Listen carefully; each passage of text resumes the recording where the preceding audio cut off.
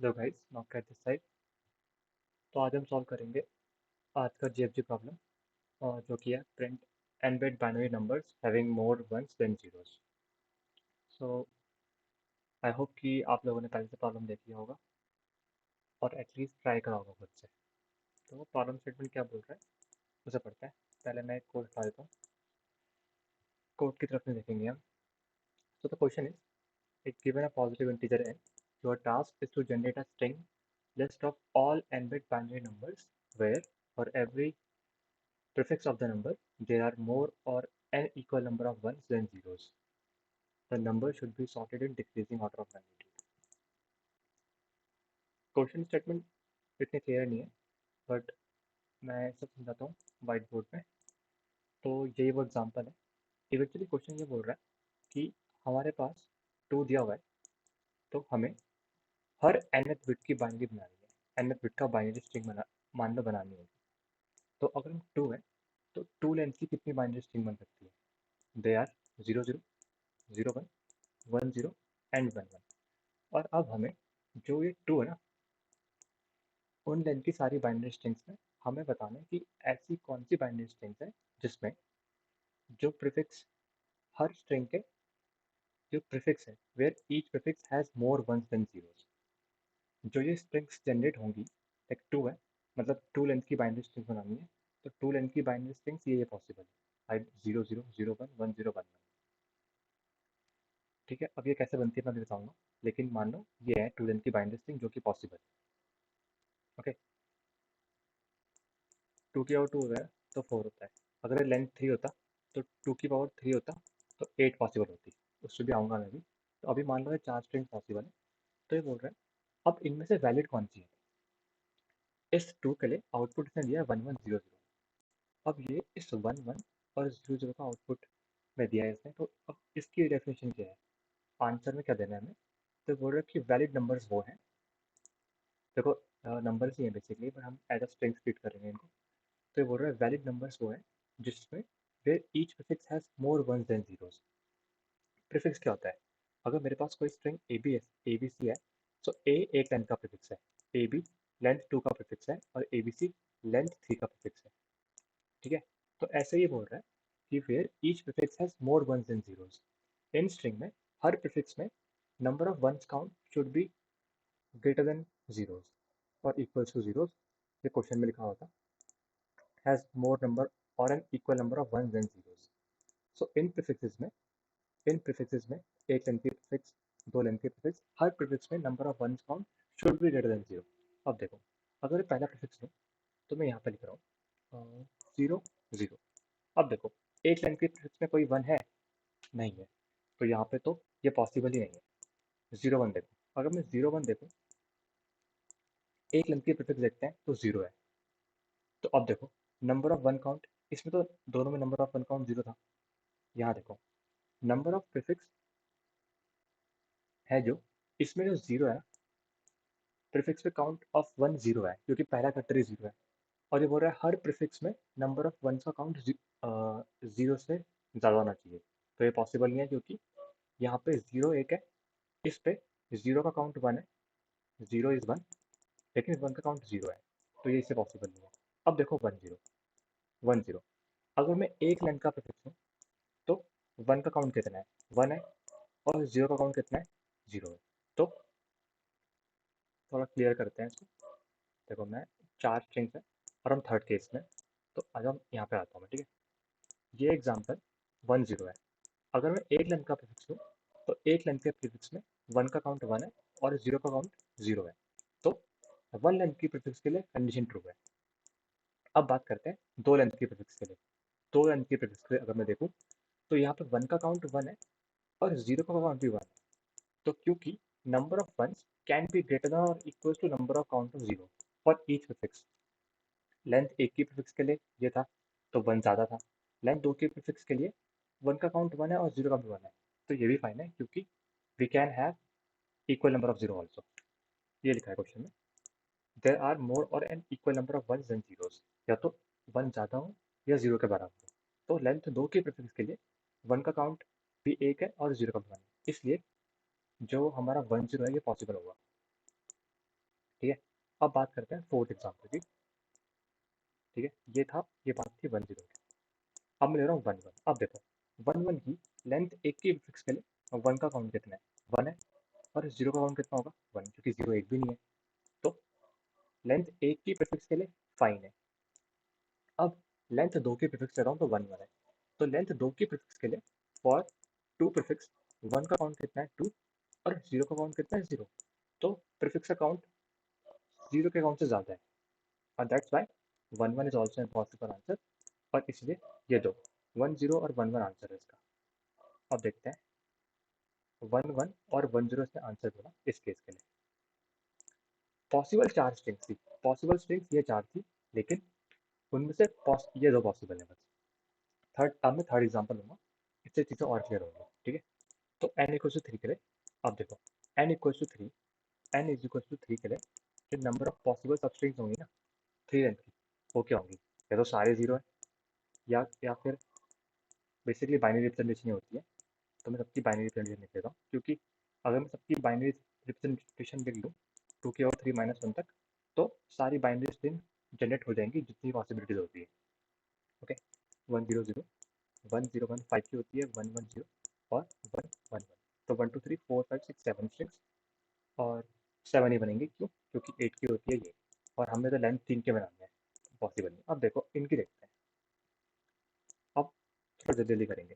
देखो यहाँ तो 0 1 है ही नहीं, पॉसिबल ही नहीं है। यहाँ देखो जब लेंथ एक की प्रीफिक्स होगी ना, तो 0 का काउंट एक हो गया, लेकिन 1 का काउंट 0 है, तो पॉसिबल ही नहीं है। यहाँ भी देखो पहले 0 हो गया, पॉसिबल ही नहीं है। यहाँ देखो लेंथ एक की प्रीफिक्स के लिए 1 का काउंट 1 है, 0 का 0 का कितना है, 0 का 0 है। चला, लेंथ 2 की प्रीफिक्स के लिए 1 0 है, अब 1 का काउंट भी 1 हो गया, 0 का भी 1 हो गया। यहाँ तक फाइन था, लेकिन अब 0 हो गया, 1 0 0 पे क्या होगा, 1 का काउंट तो 1 ही है, लेकिन 0 का काउंट 2 हो गया, तो पॉसिबल नहीं है ना, क्योंकि लेंथ 3 की प्रीफिक्स के लिए भी आइदर 1 का काउंट उसके बराबर होना चाहिए था, या फिर उससे बड़ा होना चाहिए था। और यहाँ देखो यहाँ 0 का काउंट बड़ा है और 1 का छोटा है, तो इसकी वजह से लेंथ 3 की प्रीफिक्स पॉसिबल ही नहीं है, गलत हो गया। अब देखो 1 0 1, लेंथ 1 की प्रीफिक्स बिल्कुल सही काम करेगा, क्यों? क्योंकि अभी 1 का काउंट 1 है और 0 का काउंट 0 है। अब देखो 1 0 के लिए 1 का काउंट 1 है, 0 का काउंट भी 1 है, तो ये भी फाइन है। अब 1 0 1 के लिए 1 का काउंट 2 है, 0 का काउंट 1 ही है, तो 1 का काउंट ज़्यादा है ना, तो पॉसिबल है, ये पॉसिबल है। 1 1 0 भी काम कर जाएगा, क्यों? इसके लिए 1 है, 0 1 होगा। जब ये 1 आएगा तो 1 2 हो जाएंगे, 0 1 ही होगा, 0 0 होंगे। लेंथ एक की प्रीफिक्स के लिए देखो, इसके बना देता हूँ फिर से। लेंथ 1 की प्रीफिक्स के लिए 1 का काउंट 1, 0 का काउंट 0। लेंथ 2 की प्रीफिक्स के लिए 1 का काउंट 2, इसकी बात हो रही है, ठीक है, 0 का काउंट 0 है तक।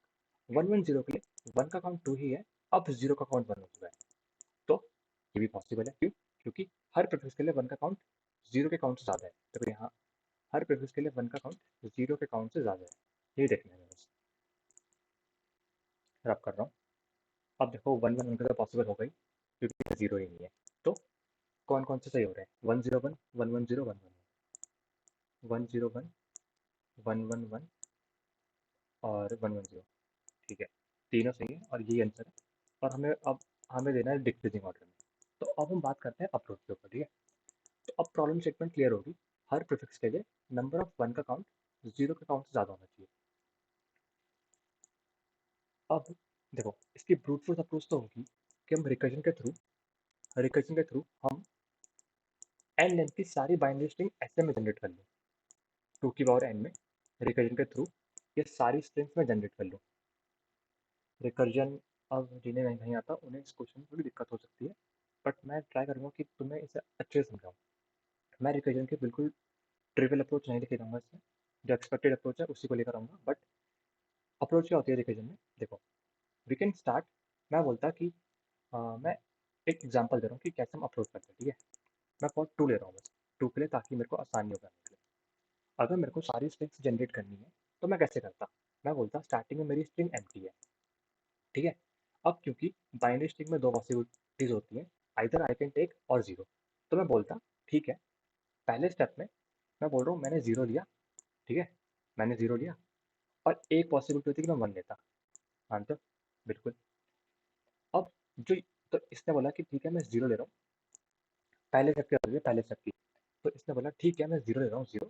अब मैं रिकर्जन कॉल करता, तो इस स्टेप के लिए भी अगली बार फिर चॉइस होती कि मैं 0 लूँ या 1 लूँ। तो बोलता ठीक है मैं 0 ले रहा हूँ, ये बोल रहा है मैं 1 लूँगा।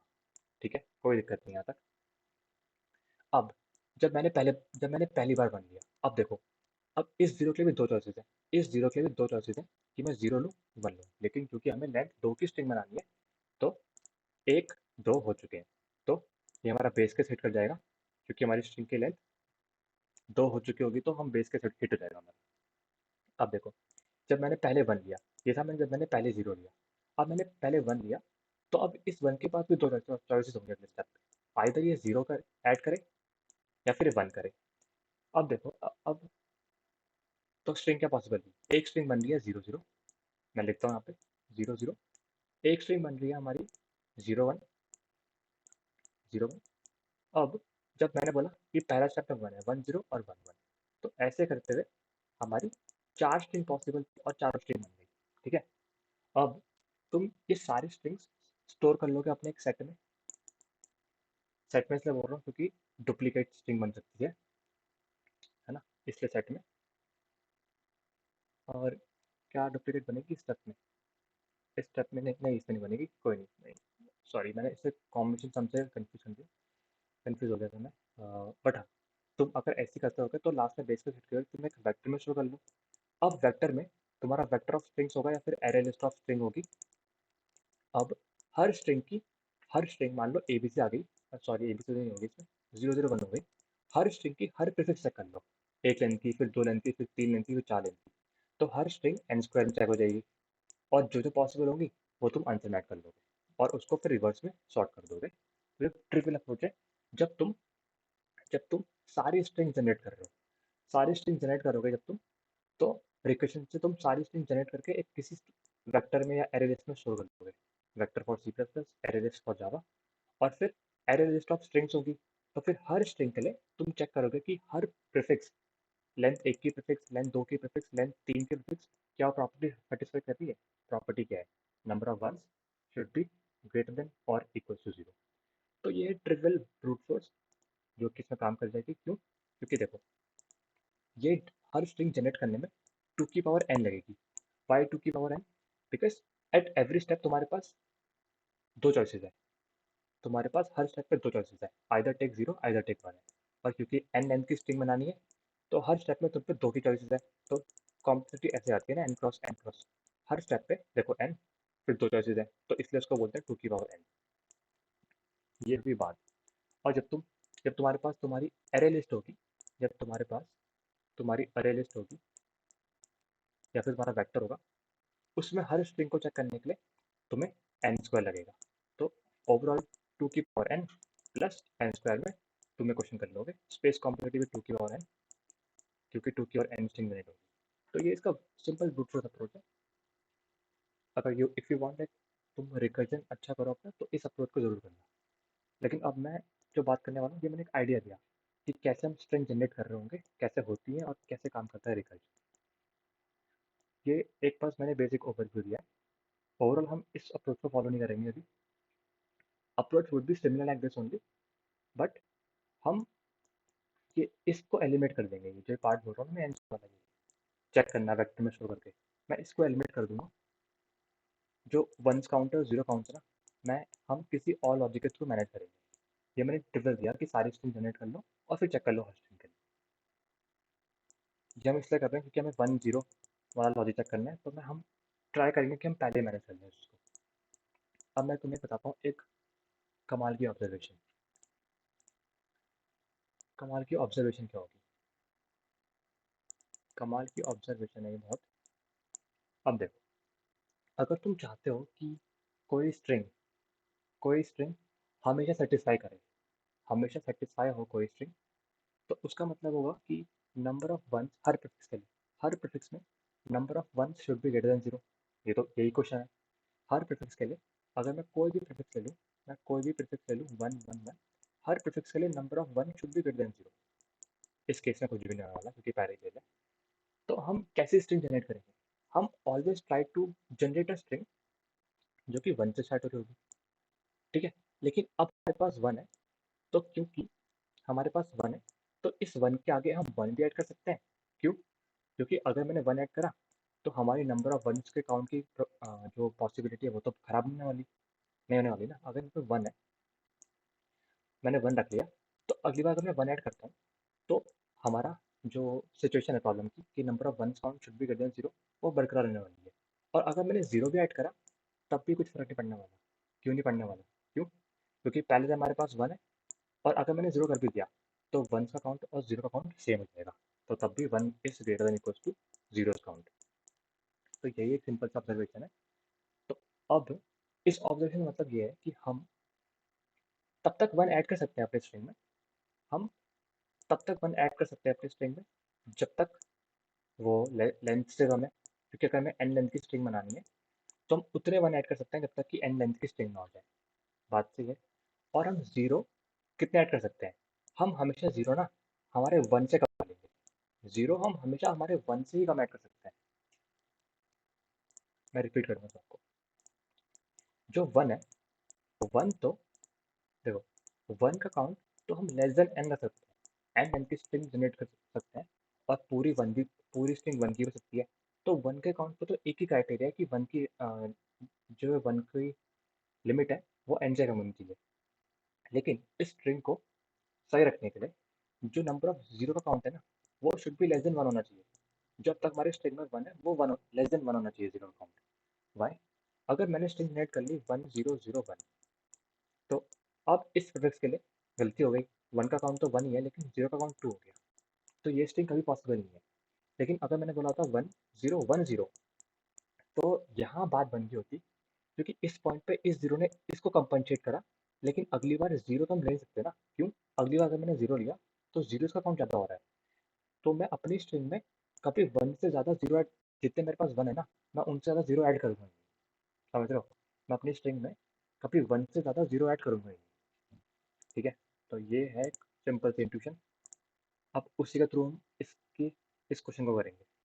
आ जाओ, अब आते हैं एक्चुअल हम कैसे सॉल्व करने वाले हैं। तो इक्वेशन क्या होगा कि हमने हेल्पर फंक्शन कॉल करा, हम एक वेरिएबल लेंगे एन, और हमारे पास एक स्ट्रिंग होगी, लेट्स से डेटा स्ट्रक्चर, ये की स्ट्रिंग है, और एक रिजल्ट वेक्टर जिसमें हम स्टोर कर रहे होंगे। ठीक है? दिस इज हमारी स्ट्रिंग में जीरो काउंट कितना है, जीरो काउंट। और दिस इज हमारी स्ट्रिंग में वन काउंट कितना है। ठीक है? बेस केस क्या होने वाला है? अगर मेरा वन काउंट प्लस जो मेरा जीरो काउंट है वो स्ट्रिंग के बराबर हो गया, तो ये हमारा बेस केस होगा। इस टाइम पे मैं जो मेरा रिजल्ट है, मैं इस रिजल्ट में पुशबैक कर दूंगा, मतलब आंसर को ऐड कर दूंगा जो कि डीएस है, और हम रिटर्न कर देंगे यहाँ से। ये बेस केस है, जाहिर सी बात है। अगर नंबर ऑफ जीरो फोर है, मुझे एट की बनानी है, और नंबर ऑफ वन भी फोर है, तो आठ की स्ट्रिंग जब लेंथ बन चुकी है तो मैं उससे ज़्यादा क्यों बनाऊंगा? है ना? किसी भी टाइम पे अगर वन प्लस जीरो काउंट, मतलब नंबर ऑफ वन का काउंट जो है plus number of zero count जो मैंने ऐड करे अपनी स्ट्रिंग में, वो अगर इक्वल टू एन हो गया, तो हमें ब्रेक करना तो पड़ेगा, क्योंकि हमें एन लेंथ की स्ट्रिंग ही जनरेट करनी है। तो ये बेस केस है, इस पे बात बाद में करेंगे। तो ये फंक्शन कॉल करा, इस फंक्शन की बेस केस वाली कंडीशन। अब मैंने क्या बात बोली? मैंने बात बोली कि देखो, अगर रिकर्जन, देखिए रिकर्जन, अगर मैं बोलता हूँ कि अगर यहाँ पे जो फंक्शन आया होगा ना, फंक्शन ऐसा आएगा कुछ, लेट्स से एफ, ये बोलो मेरा जीरो काउंट है, ये मेरा वन काउंट है, ये मेरा एन है, ये मेरा डी एस है, ये मेरा रिजल्ट है। अगर ये मेरा वन का काउंट है ना, वो लेस देन एन है, जब तक मेरा वन लेस देन एन है मैं उतने वन ऐड कर सकता हूँ। तो मैं बोलता ठीक है, मैंने फंक्शन वापस कॉल करा, लेकिन जेड, अब मैं बोलूँगा क्योंकि मैं और ऐड कर सकता हूँ, मैं वन का काउंट बढ़ा दूंगा, zero plus one, zero plus one. ठीक है? एन, और क्योंकि अब मैं अपनी स्ट्रिंग में वन बढ़ा रहा हूँ, वन का काउंट बढ़ा रहा हूँ, इसका मतलब मैं अपनी स्ट्रिंग में वन ऐड कर रहा हूँ। ठीक है? अब मैंने अपनी स्ट्रिंग में वन ऐड करा और रिजल्ट कॉल कर दिया। क्योंकि मैं वन का काउंट बढ़ा रहा हूँ, इसका मतलब क्या है? मैं अपनी स्ट्रिंग में वन ऐड कर रहा हूँ, तो मैंने वन रख दिया। अगली बार मैं बोलता हूँ ठीक है, ये तो एक बात थी, लेकिन अगर चॉइसेस, तो ये भी चॉइसेस है, चॉइसेस, अगर मेरा जीरो का काउंट लेस देन वन है, मैंने कहा था ना कि हम जीरो वन से ज़्यादा ऐड नहीं कर सकते। अगर मेरा जीरो का काउंट वन से कम है, तो मेरे पास एक और चॉइस है। मेरे पे एक और चॉइस क्या है कि अब मैं जीरो भी ऐड कर सकता हूँ, अब मैं जीरो भी ऐड कर सकता हूँ। तो मैं बोलता हूँ मैं फंक्शन कॉल करूँगा, इस बार मैं जीरो का काउंट इंक्रीज कर दूंगा, वन का काउंट वही रहने वाला है, एन हमारा वही है, एन हमारी लेंथ है बेसिकली। इस बार मैं अपनी स्ट्रिंग में ऐड करूँगा जीरो। क्यों? इसका मतलब हमने जीरो का काउंट बढ़ाया, मतलब अपनी स्ट्रिंग में जीरो ऐड कर रहा हूँ, और अब ये सेम रिजल्ट। तो ये दो स्टेप है और हमारा काम डन है। अब समझेंगे इसी कोड को कि कैसे ये काम कर रहा होगा, कैसे ये काम कर रहा होगा। ठीक है, ये वही कोड है। ठीक है, अब मैं एक एग्जांपल लूंगा सिंपल सा, लेंथ थ्री का। लेंथ थ्री का, और कोड तो मैंने कल से यहाँ पर रखा था। जो मैंने कोड लिखा है वही कोड है, ये वही कोड है बेसिकली। इसका मैं कलर वाइट कर देता हूँ। देखो, ये वही कोड है। ठीक है, जो हम बात कर रहे थे, ये मेन पार्ट। वन अगर लेस देन एन है तो मैं वन का काउंट बढ़ाऊंगा, डेटा अपनी स्ट्रिंग में वन ऐड कर दूंगा। डेस मतलब मैंने बोला डेटा स्ट्रक्चर है जो कि स्ट्रिंग ही है। और अगर जीरो का काउंट वन है तो मैं जीरो ऐड कर सकता हूँ। मैंने वन बढ़ाया, इस बार मैं जीरो का काउंट बढ़ाऊंगा, और जीरो का काउंट बढ़ा रहा हूँ तो मतलब मैं अपनी स्ट्रिंग में जीरो ऐड कर रहा हूँ। ठीक है, बस इतना समझ लो अभी। अब जब ड्राई रन करेंगे ना, कोड वॉक थ्रू अब करेंगे। अभी मैंने एक रफ आइडिया दिया कि कैसे ये काम कर रहा, मतलब करना क्या है। देखो, लेंथ थ्री है, लेंथ थ्री है। इनिशियली इनिशियली हमारे पास जो हमारा डीएस है ना वो एम्प्टी है। यहाँ पे इस पे आ गया हमारा जो डीएस है वो एम्प्टी है। तो हमने क्या बोला, अब देखो, अभी तो ये भी जीरो है, ये भी जीरो है, ये हिट नहीं होगा। वन लेस देन है, वन लेस देन है, इसका मतलब मैं बोलूँगा ठीक है डीएस से वन ऐड कर दो। तो मैं बोल रहा हूँ मैंने वन ऐड कर दिया। ठीक है, ये पहला फंक्शन है, मैंने ना वन ऐड करा। अब देखो, जब मैंने वन ऐड करा, रिकर्सिव कॉल भी, तो ये फंक्शन वापस जाएगा, यहाँ पे जाएगा ना वापस, ये वापस जाएगा यहाँ पे। इसका मतलब इसने नया फंक्शन कॉल करा, इसने नया फंक्शन कॉल करा, और ये दोबारा से यहाँ पर आया, क्योंकि इस बार भी अब वन का काउंट वन है, plus zero, one plus zero equal to one है, नहीं है। अब ये फिर से यहाँ से फंक्शन दोबारा कॉल हुआ, वापस गया, यहाँ पे आया, यहाँ से फिर नीचे आ रहा है, अब दोबारा लाइन एग्जीक्यूट हुई। वन लेस देन एन है, इस बार चेक हुआ कि क्या वन लेस देन थ्री है, अभी भी थ्री है, मतलब मैं फिर से वन ऐड कर सकता हूँ। तो मैं बोलूँगा ठीक है मैंने वन ऐड करा, मैंने वन ऐड करा। ठीक है, बहुत ध्यान से देखना कैसे काम करता है, बहुत ध्यान से। ठीक है, वन ऐड करा, देखो मैंने वन ऐड कर दिया अपनी स्ट्रिंग में। अब फिर से रिकर्शन कॉल होगा, फिर से आएगा, इस बार वन का काउंट कितना है, इस बार वन का काउंट है टू प्लस जीरो, क्या इक्वल टू एन है, नहीं है। तो ये फिर से हिट नहीं होगा, फिर से आएगा ये, अभी फिर से बोलेगा हाँ वन लेस देन एन है, हाँ है, वन ऐड करा, कर दिया ना, बिल्कुल कर दिया। फिर से रिकर्शन कॉल वापस गई, क्योंकि हमने दोबारा फंक्शन कॉल करा। अब सॉरी, ठीक है, फिर से अब देखो, अब है समझने वाला केस।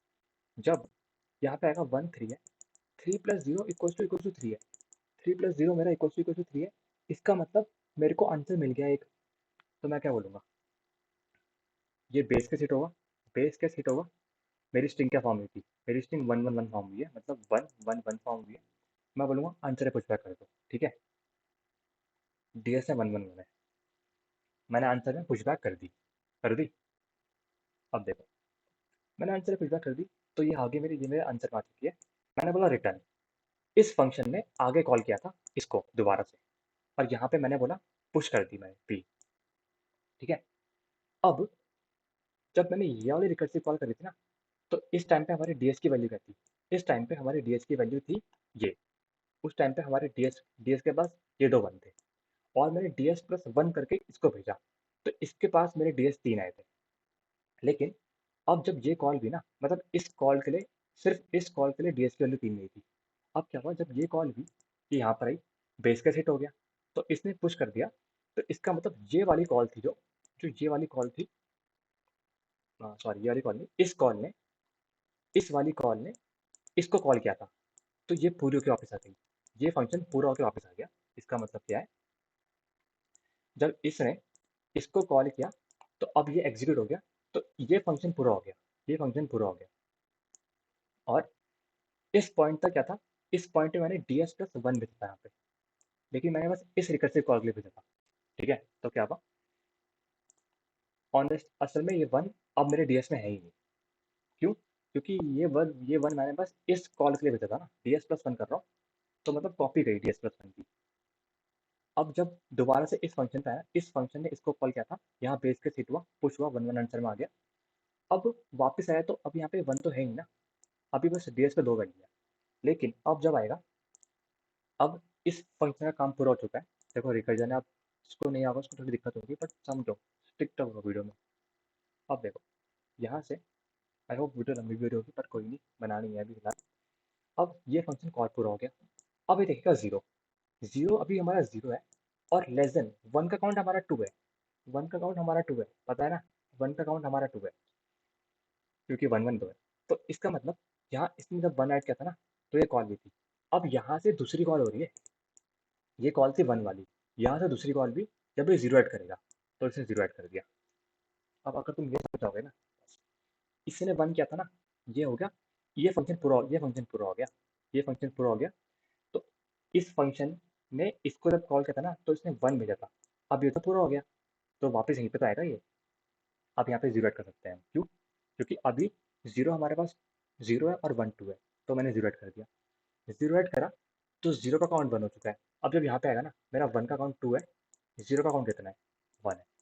थ्री हो गया, थ्री हो गया, मतलब वन वन जीरो आंसर में आ गया, वन वन जीरो मेरा आंसर में आ गया। अब जैसे ये पूरा हुआ, इसने कॉल किया था, यहाँ मेरा पुश हुआ, यहाँ मेरा पुश हुआ, समझ लो, यहाँ मेरा पुश हुआ था। तो अब ये फंक्शन पूरा हो गया, अब ये फंक्शन भी पूरा हो गया, पूरा हो गया, ठीक है। तो अब क्या होगा, जब ये फंक्शन पूरा होगा, तो इसका मतलब सिंपल है कि ये इस फंक्शन का काम पूरा हो गया। यहाँ से रिटर्न हुआ, यहाँ से भी रिटर्न हुआ, तो अब ये पी, ये जीरो काम, इस वन का काम ही पूरा हो गया, इस वन का काम ही पूरा हो गया। अब इसकी वन की कॉल थी, जो इससे पहले वाली वन की कॉल होती, ठीक है। अब जब इसने वन की कॉल कर दी थी, ये पूरा एग्जीक्यूट हो गया ना आगे को, इसने आगे दो पूरी कॉल कर दी, ये रिटर्न हो गया। तो अब इस वाले की जीरो की कॉल है, ये वाली ना, अब इस वाले की जीरो की कॉल है, ठीक है। अब क्योंकि वन का काउंट वन है, वन का काउंट हमारा zero is less than one, zero less than one है, हाँ बिल्कुल जीरो लेस देन वन है। तो हम जीरो ऐड कर देंगे, इसने जीरो ऐड कर दिया। जब इसने जीरो ऐड करा, ठीक है, फिर से इसने कॉल यहाँ करी, यहाँ करी, तो अब हमारे पास दोनों का काउंट वन है, वन प्लस वन टू होता है, ये कभी हिट नहीं होगा, ये कभी हिट नहीं होगा। इरेजर, तो अब फिर से ये यहाँ पर आ गया, फिर से हम यहाँ पहुँच चुके हैं। क्या वन लेस देन एन है? वन, हाँ बिल्कुल, वन लेस देन एन है, क्योंकि वन का काउंट वन है, देखो। तो हम एक वन ऐड कर सकते हैं, मैंने वन ऐड कर लिया। जब ये वन ऐड करेगा, अगली बार फिर से कॉल होगी, फिर से यहाँ जाएगा, और जब यहाँ जाएगा तो ये पुश हो जाएगा, जब यहाँ जाएगा तो ये बेस के सेट होगा, पुश होगा, ये string one zero one, one zero one answer में पुश आ गई। फिर रिटर्न करेगा यहाँ से, यहाँ से रिटर्न करेगा, यहाँ मैंने वन से जीरो ऐड किया था, यहाँ मैंने इस वन से जब जीरो का केस था जीरो ऐड किया था, और जो ये वन वाला केस है ना, इस वन से हम वन और जीरो पहले कर चुके हैं। तो अब तुम देखो, ये हो गई बात पूरी। ये पहला वन था, इससे हमने वन की कॉल करी थी। अब मैं एक बार दोबारा सिखाता हूँ तुम्हें, तीन स्ट्रिंग आ चुकी है और इतनी ही आएंगी। जब हमारे पास पहला वन था ना, तो वन लेस देन वन था, तो हम पे वन आया, और इसने कॉल करी फिर से कि मैं वन ऐड कर सकता हूँ, इससे वाला मैं कर सकता हूँ, ठीक है। अगली बार फिर से ये कॉल हुआ, यहाँ पर आया, इसने कहा क्या मैं वन ऐड कर सकता हूँ, इसने बोला हाँ मैं वन ऐड कर सकता हूँ। अब यहाँ से क्या हुआ, पुश हो गया होगा, पुश हुआ तो हमें एक आंसर मिल गया वन वन वन। अब जब ये वापस रिटर्न हुआ, तो अब इस वन ने, ये पिछला अभी वन तो हट जाएगा ना, ये इस कॉल पे था, तो अब इस वन वाले के लिए जब वन ऐड किया ना इसने, यहाँ से जब इसने वन ऐड किया, अब इस पे केस है क्या, जीरो लेस देन वन है, हाँ जीरो लेस देन वन है, तो इसने जीरो ऐड किया होता, तो इसने जीरो ऐड किया होता, बिल्कुल। तो ये स्ट्रिंग बनती। अब देखो वन वन जीरो, तीन की स्ट्रिंग बन गई, वन वन जीरो आंसर आ गया। अब ये रिटर्न करता, तो बन गई ना। अब ये इसका वन वाला केस था, यहाँ से रिटर्न हो जाता है ये पूरा।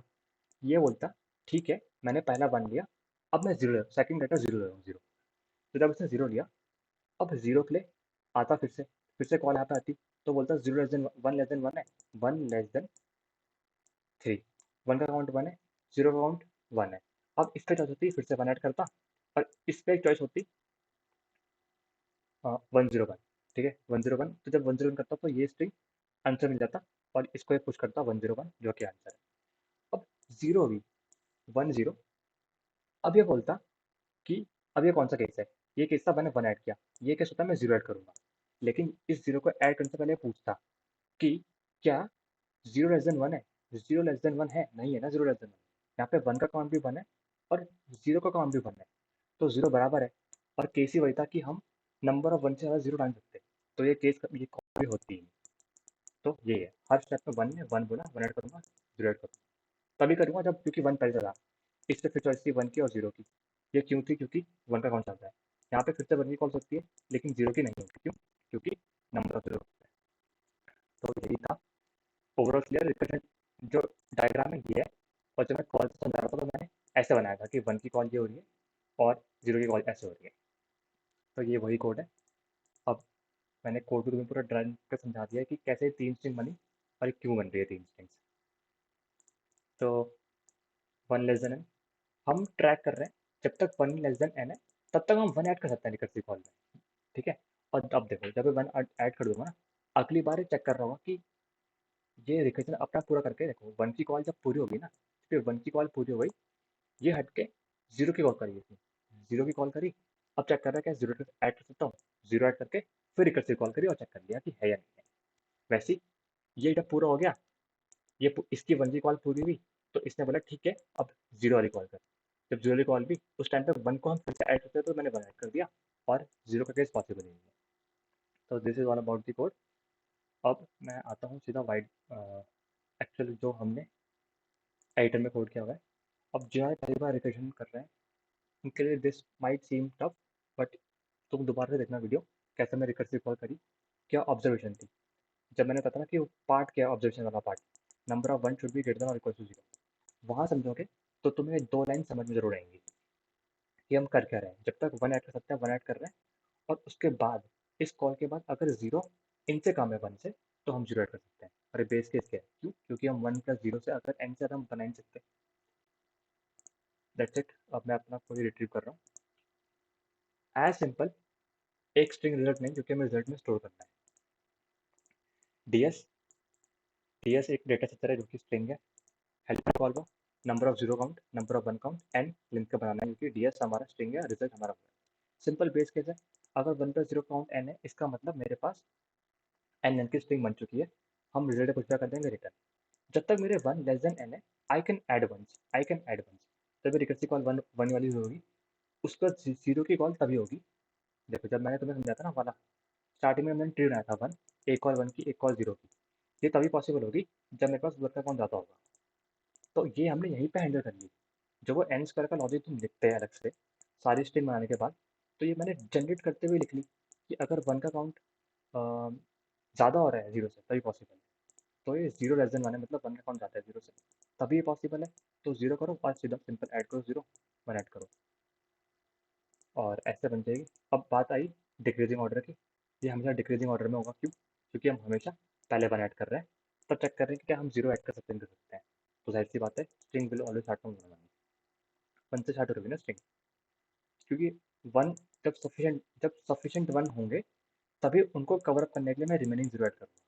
अब तुम ये recursive tree n equals to 4 पे ड्रॉ करना, तुम समझ जाओगे कि कैसे ये चीज़ें हो रही हैं, और तुम बोलोगे मैं कर भी दूंगा फटाफट से।